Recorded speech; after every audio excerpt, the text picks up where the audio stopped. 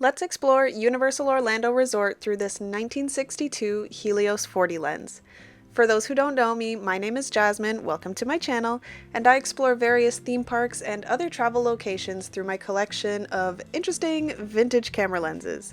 And today we're looking at Universal Orlando through my all-time favorite lens, the Helios 40, which was made in 1962. Now, there are many reasons why I love this lens, but many more why it is a huge challenge to use. This is a very heavy lens. It's over 2 pounds in weight, which is quite heavy for a camera lens, and that's because it has 6 very thick pieces of glass inside, on top of an all-metal build. And then when you put that lens on a camera that's about 1.5 pounds, a little less than 1.5 pounds, you have like 3.5 pounds of just metal fury that you're carrying around all day long. And not to mention, these older camera lenses are completely manual, which means all of the adjustments that you see me making, whether it's focusing or adjusting for the lighting, is all done by hand while holding the lens. And so basically my arm muscles are just jacked by the end of a day like this. Anyways, as you can see, I got some beautiful shots of the Christmas parade at Universal Studios Orlando, which is done in partnership with Macy's, if you couldn't tell by the gigantic balloons. This parade is so much fun. I love that it is included in your regular day at the park. Like, you don't have to pay for a separately ticketed event to go see this parade. And it is a beautifully done parade between the dancers, the costume performers, the balloons, and just everything.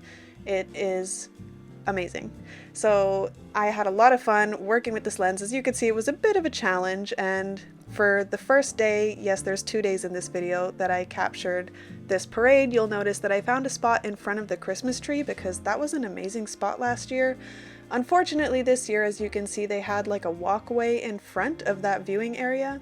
I don't know why they would do that. Universal, please don't do that next year, because when there was no walkway in front of my view and having people walk through my shots, it was a great place to see the parade with the Christmas tree in the background, and when Santa came around you got to see him light up the tree, which was so cool. But this year I had a much bigger challenge, as you can see, with people just constantly walking in front of my shot. So Universal, please put the walkway back behind the viewing area next year. That would be great. But I am really happy with some of these shots, and as you can see, it starts snowing towards the end of the parade, and it's just so beautiful and so magical. And I am super happy with not just the video that I got, which is really challenging because, like I said, you have to adjust all of your settings and focus by hand. So holding a camera lens with no autofocus and no image stabilization while making those adjustments is really, really challenging. So I'm very happy with the shots that I did get, even though, as you can see, they're a little bit shaky in some spots. I'm even more happy with the photos that I got. And that's why you don't see the entire parade, is because I was switching back and forth between photo and video, but I did the best that I could. So let's jump into day 2 at Universal Orlando. I did get some daytime shots on my second day, so let's head into the park. On day 2, I started over at Universal Studios Florida, and just ignored the shot because this was actually taken with a different lens, but we're not talking about that lens today. So let's get back to the Helios 40. As I mentioned earlier, there are many reasons why I love this lens, but one of my favorite ones is for what's called swirly bokeh. So in this shot here, you can see when the background is out of focus, that sort of blurry part of the background kind of looks like it's moving in a swirl. And I just love that. It's so unique. It's not something you see in a lot of modern lenses. In fact, when you do see it in modern lenses, they're specifically made to do that. Whereas this was a quirk of lenses like this one of its time. And there's a few reasons for that, and I'll tell you one of them. Also, here's Earl the squirrel poking out of the Christmas tree. One of my favorite features of Universal's Christmas tree. But going back to the swirly bokeh, one of the reasons why that happens with this particular lens and a number of others is because they were actually manufactured in the USSR, so areas that were formerly part of the Soviet Union. Like I said, this lens is from the 60s, so you know that was during that time. And a lot of those lenses, as you know, the Soviet Union was cut off trade-wise from most of the rest of the world. And so the lens and camera manufacturers there got really creative with their manufacturing processes. They created their own types of, glass. They shaped it in their own unique way. They used coatings that were weird and strange and unusual compared to other lenses from other places. And this particular lens, let's take another look at this big silver beast in this shot here. This particular lens was made with really unique glass, what's the word that I'm looking for, like groupings and styling. I'm definitely not using the right terms here, you guys. I'm sorry. My art history school brain is years in the past. But it also has really unique coatings, and it just leads to this unique style of image and those quirky effects like the swirly bokeh and the out of focus edges. As you can see in this shot here, the middle is in focus, but the edges are out of focus. Really unique to some of these older lenses, especially Soviet lenses, and just something I absolutely love to play around with in my work. Now this show, this is Celestina, what was her last name? Warbeck's. Her holiday spell show is so cute. I won't play the audio because I don't really know what the situation is with copyright, and I don't want to get in trouble or have to like trial and error this video several times before I can publish it. But again, you can see in these shots how like the edges on the left and right and above her are really blurry, but the middle section of the image is in focus. That's just one of the things I absolutely love about this lens. It really allows you to hone in on your subject. And then the tones that you see, I haven't color graded this at all. The tones are just from the chemical coatings on the lens. Like I said, really unique coatings used on these older Soviet lenses. This one in particular is not my weirdest one. My weirdest one is actually radioactive, but we can talk about that in another video. Until then though, I hope you are enjoying these images from, you know, all these like super cute Christmas time things that you can only see at this time of year at Universal. So after this, I headed over to Islands of Adventure. So there's this little cell phone shot of me leaving the park.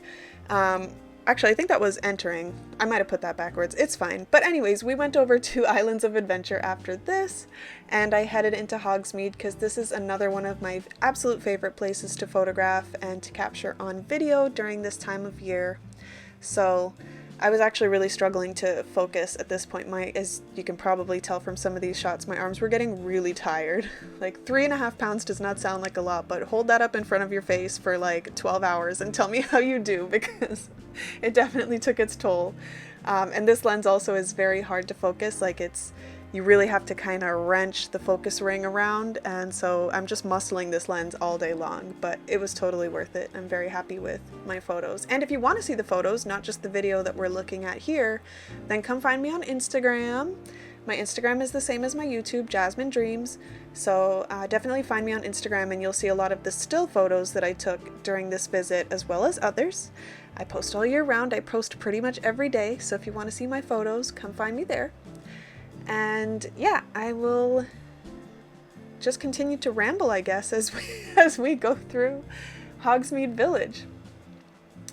I absolutely love seeing Hogsmeade all decked out for the holidays. The lights and the garlands are so cute, and I really like that every single building has its own unique decorations. Like, it's not just the same, you know, Christmas bulbs across the whole area. Every single shop has its own decorations, which is so cute.